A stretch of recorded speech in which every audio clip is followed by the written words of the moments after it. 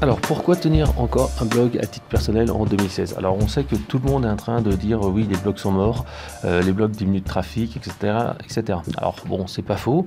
Il y a en fait une plus grande diversité du contenu qui est produit. Il y a une infobésité, donc beaucoup de contenu, beaucoup de blogs. C'est devenu hyper facile de créer un blog. Beaucoup de gens se lancent. Les entreprises maintenant se lancent, donc il y a de plus en plus de contenu. Et donc c'est difficile de sortir du lot. Même il y a du très bon contenu et même avec du très bon contenu, ça devient difficile d'avoir de la visibilité, du trafic et de la notoriété. Pourtant, ça demeure quand même indispensable à titre personnel de le faire en 2016, tout simplement parce que il y a 4 bonnes raisons.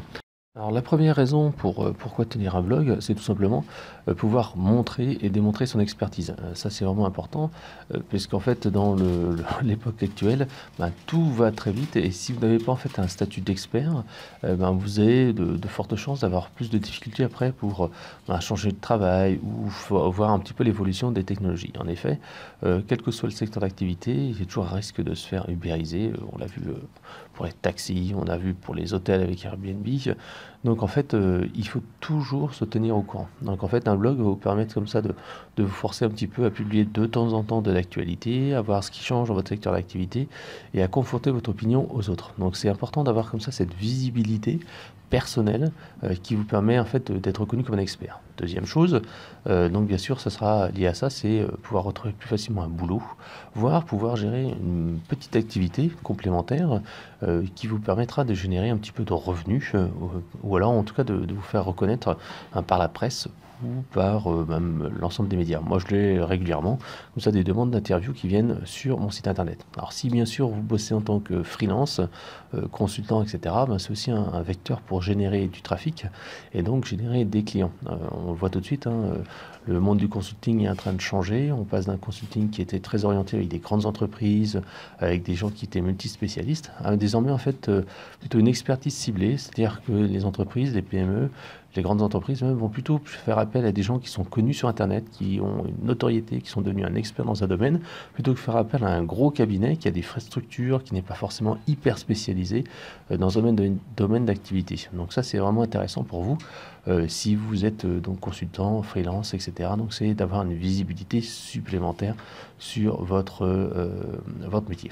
Ensuite, un troisième élément, bien sûr, c'est se dire, bon voilà, le blog va être en fait un contenu que vous allez pouvoir valoriser. Donc, j'en parlais tout à l'heure pour trouver un travail, être visible, avoir des interviews, mais c'est également pour prévoir l'avenir. Si vous avez un site internet qui génère comme ça un petit peu de trafic, un petit peu de revenus, vous allez pouvoir générer du business sur le long terme. Je vous donne un exemple. Même quelqu'un que je connais qui est dans le domaine en fait découvreur, à un moment donné en fait, il a quitté son entreprise et il a commencé en fait à se lancer en indépendant grâce à un blog qu'il avait monté sur la couverture en fait et la toiture. Donc en fait, ça permet comme ça de sécuriser un petit peu l'avenir, sécuriser un petit peu son business et pourquoi pas si vous arrivez à faire une grosse notoriété de vendre en fait votre site internet. Moi j'ai déjà eu plusieurs propositions comme ça de rachat de mon site, tout simplement parce qu'il y a une visibilité, un trafic, un mot-clé et donc certes c'est beaucoup de temps, la rentabilité de votre investissement temps n'est pas forcément idéal, mais ça permet de toucher quand même quelques milliers, voire quelques dizaines de milliers d'euros si vous avez un site internet de valeur. Après, bien entendu, ça peut même devenir un tremplin pour un business, c'est-à-dire que si pour l'instant vous êtes salarié et que vous voulez en fait monter un business, vous pouvez tester votre concept et ensuite vous lancer. Par exemple, j'ai un de mes amis qui est passionné en fait des monoroues, de tout ce qui est nouveaux moyens de transport et tout simplement il utilise un blog pour proposer en fait des cours et pour l'instant il le fait en amateur et il voudrait à terme devenir en fait au moins à temps partiel ou à temps plein moniteur, vendeur et grâce à son site internet il veut faire partager sa passion, montrer un petit peu ce qu'on peut faire. Donc voilà quelques-uns des éléments qui font que un blog reste quand même indispensable en 2016 qu'on soit à titre personnel. Alors comment commencer? Tout simplement, beaucoup de gens me disent je vais commencer par blogueur, qui n'est pas une mauvaise idée, puisqu'en fait blogueur ne nécessite aucune connaissance technique, c'est fait par Google, etc. Cependant, comme WordPress reste la plateforme la plus utilisée et la plus efficace, et si après vous voulez passer à un vrai business, il est quand même beaucoup plus simple de passer sur wordpress.org, qui est la version hébergée de WordPress. Comme ça, en fait, vous allez pouvoir tout simplement créer un site internet sans aucune connaissance, pouvoir éventuellement acheter un nom de domaine pour votre activité, grâce à un nom de domaine pour avoir des cartes de visite, pour avoir une meilleure visibilité, etc. Et donc après, si jamais votre business continue, vous pourrez avoir votre propre serveur et ainsi pouvoir personnaliser un peu plus, ajouter des plugins, ajouter des développements. Donc ça, c'est vraiment important. Commencez par wordpress.org, achetez un nom de domaine, ça coûte une dizaine d'euros par an. Et là, en fait, vous pourrez commencer à lancer votre business. Ne gardez pas en fait un WordPress. Un nom d'utilisateur qui fait un peu amateur. Essayez véritablement de créer un véritable nom de domaine. Et commencez le plus tôt possible à créer une liste de prospects pour présenter votre activité et envoyer régulièrement des messages. Alors, suite à ce que je viens de dire, vous me direz, bon ok d'accord, j'ai bien compris, c'est un blog qui est indispensable. Alors je vous dirais, oui, c'est ce qui est recommandé, et je vous expliquerai juste après pourquoi. Mais en fait, vous pouvez avoir d'autres moyens. Parce qu'en fait, comme je le dis toujours, réussir sur Internet, il n'y a pas qu'un seul moyen. Ça dépend en fait de vos capacités, de votre temps, de vos besoins, etc. etc. Par exemple, il y a beaucoup de gens en fait, surtout aux États-Unis, qui lancent beaucoup de podcasts. Et c'est vraiment la grosse mode actuellement aux États-Unis, lancer du podcast. Puisqu'en fait, il y a même des gens qui gagnent des centaines de millions, de milliers plutôt de dollars aux États-Unis grâce à des podcasts, puisqu'en fait, c'est les fameux GAFA dont j'ai parlé il y a quelques secondes. Donc, dedans, il y a Apple. Alors, Apple, et on va mettre un peu d'Android aussi. C'est tout simplement en fait le fait de pouvoir utiliser les podcasts comme média de diffusion de contenu. Alors en plus les podcasts c'est relativement simple à faire. Alors bien entendu là le podcast que vous écoutez il est fait en amateur, c'est fait avec directement mon smartphone ici dans la rue avec un bruit etc. Mais aux États-Unis il y a un niveau de qualité, un niveau d'exigence, un niveau de pertinence pour les podcasts qui fait que c'est devenu vraiment extrêmement qualitatif et extrêmement apporteur de valeur ajoutée. Donc on peut très bien réussir avec du podcast comme moi, soit le faisant avec son iPhone dans son salon avec un son correct, soit le faisant avec un micro avec son ordinateur. Bref, il existe comme ça pas mal d'outils. Et ça, il y a certaines personnes en France d'ailleurs qui ont commencé à faire ce genre de méthode-là, d'utiliser en fait directement le podcast pour se faire connaître de personnes qui sont digital nomades et qui ont un des podcasts les plus écoutés en France.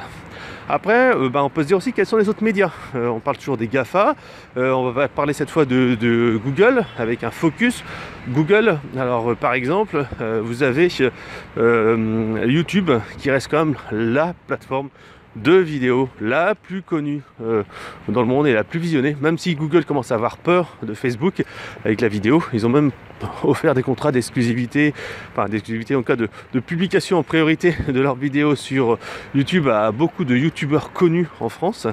Donc en fait YouTube reste une plateforme indispensable. Il y a pas mal de gens qui utilisent uniquement la vidéo, une chaîne YouTube pour se faire connaître, surtout dans le domaine du coaching. Ça marche très bien dans le domaine du coaching, comme Nicolas Penn ou David Laroche, qui sont vraiment très bons là-dessus. Et c'est principalement en fait la vidéo qui leur permettent de se faire connaître, parce qu'ils font essayer de faire passer de l'émotion.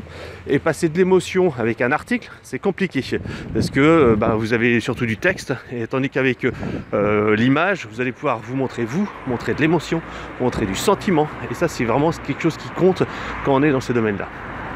Donc bien entendu il y a tous les plateformes alternatives de vidéos, on parlera de Vimeo, on parlera de Dailymotion, etc. Mais en fait il faut véritablement savoir que ces plateformes sont plutôt des relais alternatifs pour diffuser vos contenus, c'est-à-dire que vous publiez sur YouTube et ensuite vous avez vous republiez sur les autres. Donc ça c'est important de se dire, voilà, il y a cette manière-là. On parle aussi des GAFA précédemment.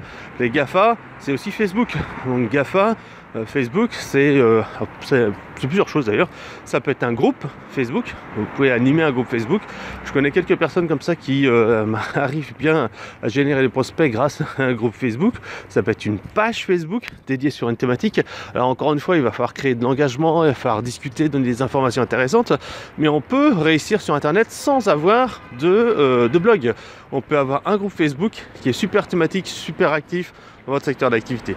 Vous pouvez également faire des Facebook Live, c'est-à-dire poster en direct sur votre page des contenus. Ça, encore une fois, c'est des gens qui peuvent utiliser uniquement Facebook pour se faire connaître. Donc il n'y a pas une méthode qui suffit.